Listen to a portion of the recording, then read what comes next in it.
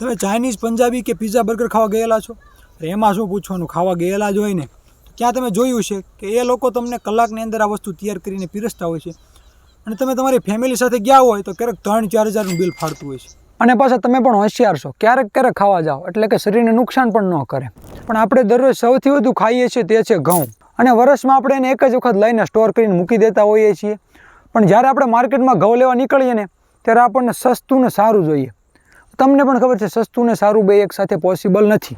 માર્કેટમાં તમને જે ઘઉં જોવા મળે છે 99% ઘઉંમાં દવા અને રસાયણોનો ભરપૂર ઉપયોગ થયેલો હોય જ છે. અને ગામડાના લોકો પણ સારા ઘઉં નથી ખાતા. તો તમે કહેશો કે ઘઉંમાં તો સસ્તા અને મોંઘા કઈ રીતના હોય? તો અત્યારે દવા વગરના ઘઉં ગોતવા ખૂબ મુશ્કેલ છે. તમને પાછળ જે ઘઉં દેખાય છે આપણે એ દવા વગરના એકદમ પ્યોર ઘઉં ઉગેલા છે. તમે ગામડાનું એનાલિસિસ કરવા નીકળશો ને તો તમને ગામ દીઠ 2 કે 3 કેન્સરના કેસ જોવા મળશે જ. તો ક્યારેક મોંઘા પિઝા, બર્ગર ખાઈએ, એવી મોંઘી ઘડિયાળું, મોંઘા કપડાં પહેરીએ, મોંઘા ફોન લેવા છે, મહિને 3-4 હજારના એના EMI આવે છે, આપણે હપ્તા ભરીએ છીએ, એમાં આપણને કાંઈ મોંઘું નથી લાગતું. પણ વર્ષે આપણે એક વખત ઘઉં લેવાના હોય છે, એક જ વખત તેલનો સંગ્રહ કરવાનો હોય છે.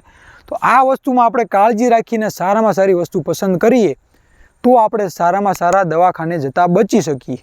તો મુદ્દા પર આવીએ. મેં પ્રાકૃતિક ઘઉં કર્યા છે અને અહીંયા તમને ડિસ્પ્લે પર નંબર પણ દેખાય છે અને કયા સમયે તમે મને કોન્ટેક્ટ કરી શકો છો તે સમય પણ આપેલો છે.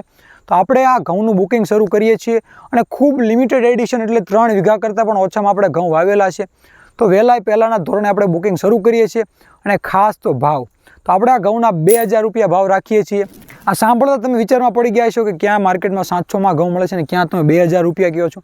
પણ આ ક્વોલિટીમાં તમને માર્કેટમાં ક્યાંય પણ ઘઉં જોવા નહીં મળે. આપણે લેબ ટેસ્ટની સાથે ઘઉં આપવાના છે. અને ખાસ તો જે રાજકોટ વાસીઓ છે, અમદાવાદ વાસીઓ છે અને મોરબી વાસીઓ માટે આપણે પહેલાં ઓફર શરૂ કરીએ છીએ.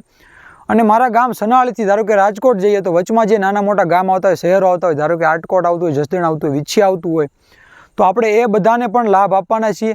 અને માર્કેટના ઘઉં સાથે ભાવની સરખામણી કરીને વિચારતા જ રહેશો ત્યાં સુધી આ ઘઉં બુક થઈ ગયા છે. તો ઉતાવળ રાખજો, આ ઘઉં તમારા ઘર સુધી. જય કિસાન.